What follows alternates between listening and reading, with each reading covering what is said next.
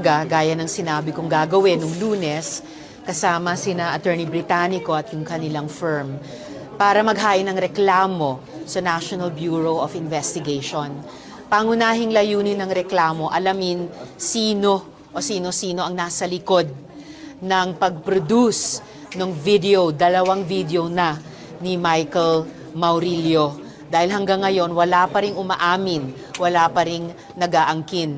At pangalawa, para imbestigahan din sa pamamagitan ng reklamo ito, yung mga vlogger na pinamumudmod at dinadagdagan pa ang mga kasinungalingang nakalagay sa mga video ni Michael Maurilio.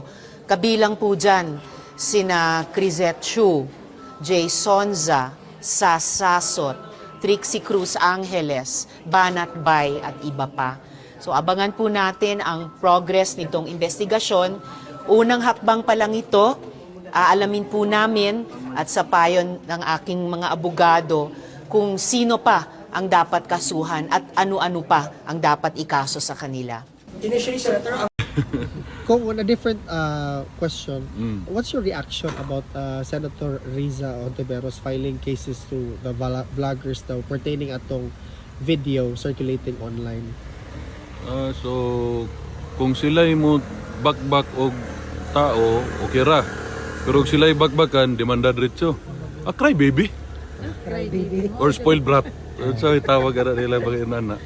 Sport lang. Mutira mo, okay ra. O tirahon mo, dili okay.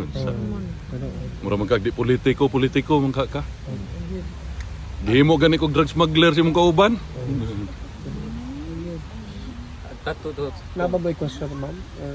Mo question ako sa kung nababoy question? Shout out Cagayan de Oro teachers ug Cagayan de Oro teachers og Teresa. Teresa. I love you ko. Makilatan kita ron taon-taon ani. Kaya tong gitira si kuan kinsa to? Okay lang na eh. Okay.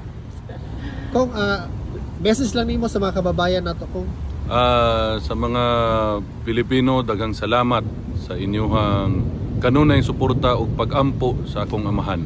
Daghang kayong salamat. Di namo na mabayran. thank you po.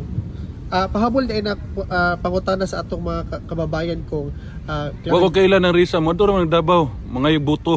Ang buto na pa ba na makuha buto dito? Tingala gani mi nganong daog na ihang mga kauban. Unsa tay pangutana di dito mo? Unsa man to?